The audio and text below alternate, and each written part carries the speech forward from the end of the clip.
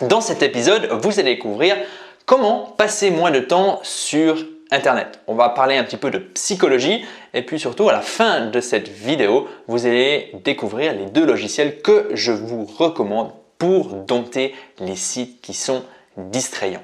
Alors, comment m'est venue l'idée de faire cette vidéo? C'est très simple. Il y a quelques jours, j'ai envoyé un email à mes lecteurs pour leur demander ce qu'ils avaient cessé de faire en 2020 et j'ai été surpris du nombre de réponses. C'était un truc de fou et quelque chose qui revenait souvent. Alors évidemment, les gens ne me disaient pas j'ai cessé de passer moins de temps sur Internet, mais ils disaient voilà, j'ai passé moins de temps sur Netflix, j'ai passé moins de temps sur Facebook, j'ai supprimé mon compte Twitter, j'ai fait ceci, j'ai fait cela. Et finalement, toutes ces activités que ces personnes ont cessé de faire pouvaient être rassemblées sous le nom Internet, donc c'est-à-dire passer moins de temps sur Internet. Et je me suis dit, c'est intéressant, je vais faire une vidéo sur ce sujet et c'est ce que l'on va découvrir maintenant. Alors, je m'appelle Julien, j'ai créé le site organisology.com et sur ce site, je vous aide à être plus productif et serein dans un environnement qui peut parfois être chaotique. Sachez que j'ai créé également un programme avancé sur la gestion du temps. Si ça vous intéresse, il y a le lien qui se trouve dans la description de cet épisode. Alors voilà, quand les gens me disent « Bon Julien, je passe trop de temps sur Internet », souvent je leur pose la question suivante « Ok, qu'est-ce qui te pose problème sur Internet ?» Parce que nous sommes en tant qu'humains habitués à penser en noir et blanc alors qu'Internet est souvent quelque chose qui est composé de nuances de gris. Okay? Internet est une merveilleuse technologie. Sans Internet, je ne pourrais pas communiquer avec vous aujourd'hui. Par contre, il y a souvent des parties d'Internet qui posent problème. Et quand je pose cette question aux gens, c'est rarement Wikipédia qui arrive dans le top numéro 1 des sites qui sont problématiques. Non, c'est souvent, vous le savez, Instagram, Facebook, TikTok, Twitter, Pinterest, LinkedIn, okay? Les réseaux sociaux, d'un certain, voilà, ensuite il y a Netflix, ensuite il y a YouTube, ensuite il y a l'actu Google. Okay? Donc, il y a certains sites qui posent problème. Et c'est rarement le site en question qui pose problème, mais c'est souvent le dosage. Okay? Comme beaucoup de choses dans la vie. Par exemple, si je fume une cigarette une fois par année, ça ne va pas me poser un problème. Par contre, si j'en fume 20 tous les jours, ça va être clairement plus problématique. Pareil avec l'alcool. Okay? Pareil avec la nourriture. Si je mange une pizza une fois par semaine, c'est bon. Si j'en mange une tous les jours, c'est un peu moins bon. Okay? Pareil, là je suis assis sur une chaise. Si je tombe de cette chaise, ça va. Mais si je tombe du 7e étage, alors là, je ne vous fais pas un dessin. Et pareil avec les réseaux sociaux, si j'utilise les réseaux sociaux 10 minutes, 20 minutes par semaine pour rester en contact avec mes amis qui sont allés vivre dans d'autres pays, c'est une chose. Si je passe 1 heure, 2 heures, 3 heures par jour sur les réseaux sociaux à me comparer à une réalité qui n'existe pas, alors là, ça va poser beaucoup plus de problèmes. Bon, déjà pour mon temps, mais également pour mon estime personnelle, pour mon bien-être. Donc, gardez ceci en tête, il y a des sites qui posent problème, souvent dans leur dosage, dans la quantité. Maintenant, qu'est-ce qui fait que certains sites sont attrayants, captivants, addictifs, alors que d'autres le sont clairement moins? Il y a deux éléments à prendre en considération. Le premier élément, c'est une expérience qui a été menée par Bruce Frederick Skinner en 1938. Et cette expérience, je vais vous en raconter certaines parties. La totalité se trouve dans un lien qui se trouve dans la description de cet épisode. Alors, Skinner, il a voulu comprendre et mesurer qu'est-ce qui pouvait être fait pour accentuer ou diminuer certains comportements. Donc, il a pris des cages et il a ensuite équipé ces cages d'un levier et puis dans ces cages, il a mis des rats. Et les rats, lorsqu'ils pressaient sur le levier, il y avait plusieurs scénarios. Dans un scénario, chaque fois que le rat pressait le levier, il allait recevoir de la bouffe, donc la nourriture était déversée dans la cage. Une certaine quantité de nourriture était déversée dans la cage directement après avoir appuyé sur le levier. Et dans un autre scénario, les rats allaient appuyer sur le levier, parfois ils allaient obtenir de la nourriture, parfois peu de nourriture, parfois beaucoup de nourriture, et parfois directement avoir pressé sur le levier, et parfois 5-10 minutes ou plus après avoir pressé sur le levier. Et donc dans ce dernier scénario, la récompense elle est variable. Okay? Des fois il y a de la nourriture, des fois pas. Des fois beaucoup, et elle est intermittente dans le sens où des fois on obtient la récompense directement avoir pressé sur le levier, des fois plusieurs minutes après avoir pressé sur le levier. Et en fait, c'est ce qui se passe en fait avec ces sites qui sont distrayants. Souvent, il y a dans leur design, dans la manière dont ils ont été construits, il y a quelque chose qui implique cette récompense variable intermittente. Sachez également que la récompense variable intermittente n'est pas uniquement le fruit ou une création humaine, c'est quelque chose qui se trouve à l'état naturel. Par exemple, si vous regardez un pêcheur, chaque fois qu'il va lancer sa canne à pêche, chaque fois qu'il va lancer son hameçon, il va se dire « Ok, est-ce qu'un poisson va mordre à mon hameçon? Dans combien de temps? Et quel sera le poisson? Est-ce que ce sera un gros poisson ou un petit poisson ?» Donc la pêche est en soi une activité qui implique la récompense variable intermittente. Le deuxième problème n'est pas forcément lié au temps que vous allez passer sur certains sites, mais plus lié à la qualité du temps que vous allez passer sur certains sites et la compréhension de la volonté. Et ça, c'est quelque chose qui est important, à mon avis, d'être abordé dans cette vidéo, car ça va vous permettre de comprendre pourquoi j'utilise cette méthode qui est un petit peu controversée et que j'aborde avec vous à la fin de cette vidéo. Ce qu'il faut comprendre, c'est que notre cerveau n'est pas câblé pour évoluer dans un monde technologique comme le nôtre. Les outils numériques que l'on utilise sont récents, ils ont quelques décennies, alors que la plus grande partie de notre humanité s'est passée dans un monde qui n'était pas technologique. Et donc finalement, le câblage de notre cerveau n'a pas suivi. Il ne s'est pas autant rapidement adapté que la technologie. Les outils technologiques, les sites distrayants vont s'appuyer sur le câblage de notre cerveau entre guillemets préhistorique pour attirer notre attention, pour être captivant, pour être intéressant.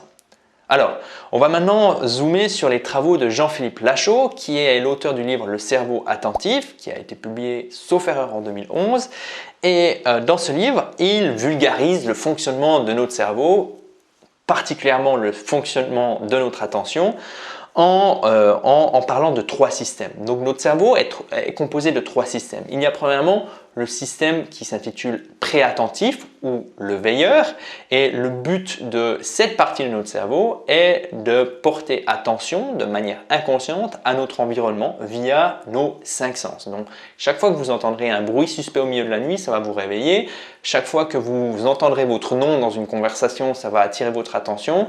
Ou chaque fois que vous entendrez une notification, chaque fois que vous entendrez une vibration, chaque fois que vous verrez un petit truc qui clignote, ça va attirer votre attention. C'est le but des pop-up sur Internet. Si vous allez sur mon site, vous voyez des pop-up, hop, ça attire votre attention. Donc souvent, les sites qui sont très attrayants, les sites qui sont très captivants vont utiliser des stratégies, des tactiques pour capter votre attention. Ensuite, il y a le système de la récompense. Je ne vais pas revenir là-dessus parce que je l'ai déjà un peu abordé dans le précédent point avec la récompense variable intermittente. Mais en gros, cette partie de votre cerveau va favoriser les comportements qui vous apportent de la gratification immédiate. Donc plus la gratification immédiate, plus ce comportement va avoir tendance à être répété. Et la troisième partie de notre cerveau, le troisième système, c'est ce qu'il appelle le système exécutif, c'est ce qui se trouve derrière notre front, juste là derrière. Et c'est dans cette partie que réside la volonté, entre guillemets, la volonté. Et c'est cette partie-là qui va nous permettre de résister à certaines tentations. Donc, c'est-à-dire, on voit un site qui est distrayant, un site sur lequel on passe beaucoup trop de temps, on va se dire « Non, je vais revenir sur mon fichier Excel bien dégueulasse, bien ennuyeux. » Le truc, c'est que chaque fois qu'on utilise ce système exécutif, finalement, on utilise de l'énergie et vous le savez, notre énergie est limitée. Et donc là, je vous invite à vous pencher sur les travaux de Roy Baumeister, un psychologue qui a une fois émis l'hypothèse suivante, que notre volonté fonctionne comme un muscle, c'est-à-dire que plus vous allez utiliser votre muscle au fil des heures, moins vous aurez de capacité, plus votre muscle va se fatiguer jusqu'à la prochaine période de repos.